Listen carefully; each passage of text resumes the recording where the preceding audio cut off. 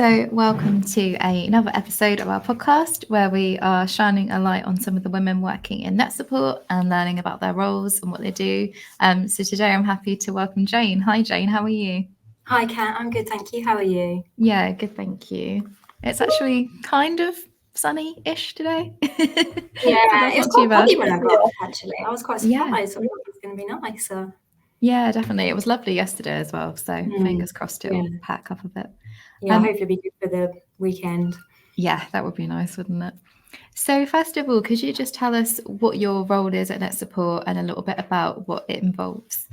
Yeah, well, I'm a technical author here at NetSupport, and I am responsible for creating and maintaining the technical documentation for our products.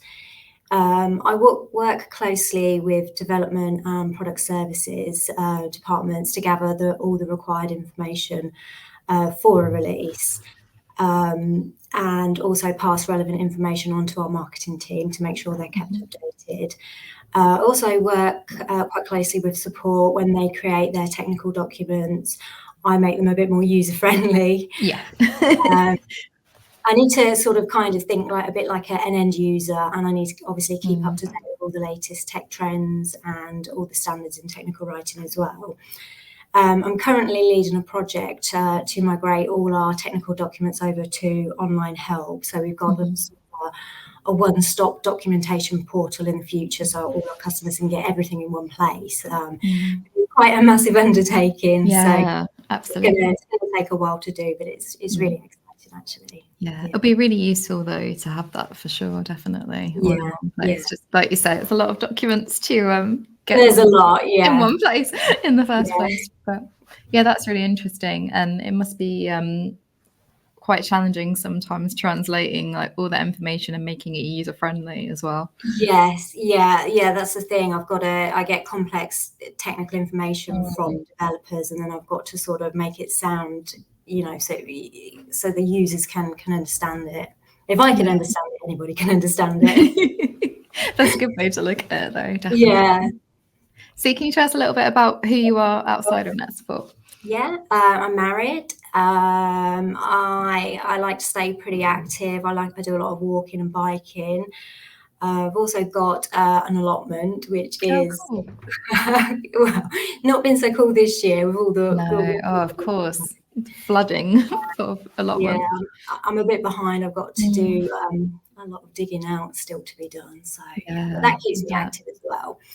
And of course, I love to read, and when I can't read, I'm usually listening to an audiobook. So yeah, nice. Always some words keeping you company then. yeah. So how did you get into your role? To be honest, I kind of fell into the role. I've been at NetSupport now for 19 years. I've been here quite a while. Yeah, that's a long time. And I started as a marketing assistant, and I used to help the technical author out when they were busy. But as our product range expanded, it sort of became my full-time role.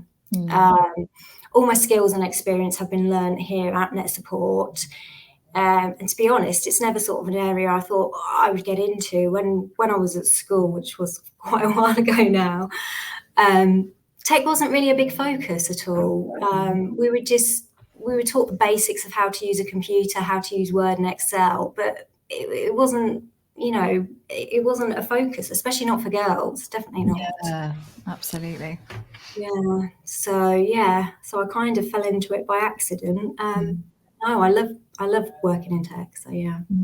That's really cool. So it sounds like something you kind of started to experience a little bit and then found actually it was just really worked for you and something you could kind of shine in, which is really cool. Yeah. Yeah, I can relate to the not really for girls. Even like when I was at school, it was the same thing. It just wasn't really a big thing, and it definitely wasn't kind of pushed for girls. So no, when I was at school, everybody was like, "Oh, you want to be a nurse or a hairdresser or a teacher?" And it wasn't really. It wasn't a big thing at all. And, I mean, I'm sure it has changed now. So yeah, it's definitely the needle's moving. It needs to be moved a bit quicker, but it is there. It's in the right direction. Yeah, absolutely. So what has your experience been like working in a tech company? Overall, it's been really good. I enjoy working in tech. There's lots of opportunities. It's a rapidly changing environment, and there's always something new that you need to learn and to get to grips with. So that can also be a bit of a challenge, as it often sort of feels like constantly playing catch up, especially trying to keep the technical documents up to date. Things change so fast. It's like trying to keep up. It's difficult. Yeah. Yeah, yes, there's always updates going on that you need to be aware of. And then it's also, like you say, kind of the wider picture of what's going on in tech and how that's developing, because that might then impact on, you know, what happens with the products, and therefore what you end up having to update with all your technical documentation as well. Yeah, definitely. Yeah, so kind of that knock-on effect. Have you had, what kind of opportunities and challenges have you found, other than obviously the challenge of keeping up to date? Not really many other challenges, or not only the normal ones in my job, sort of people forgetting to tell us when things change in the product. That's so you've got to rush to get it up to date. Yeah. So, you know, they kind of, I mean, we've had to learn, I've learned over the years that I just have to shout louder and say, you need to remember to tell me when something changes, because the documentation does need to be correct. Of course. Yeah, that's the main one. Benefit I found is the flexible and hybrid working. NetSupport have always been really flexible, but hybrid working came in sort of with COVID. But I think the tech industry is a perfect industry. It works so well, especially there's times when we're nearing a product release and you do have to work longer hours, and being able to work from home just makes that so much easier. You can maintain more of a work-life balance and still get more work done. So that's absolutely. And no one really wants to kind of be on the office late if they can avoid it. Whereas from home, it doesn't feel quite as difficult, does it? At least you've got your home comfort. I hate staying in the office past 5. It's not much fun. I don't mind working longer at home. So. So what are some of your favourite things about your role and what you do?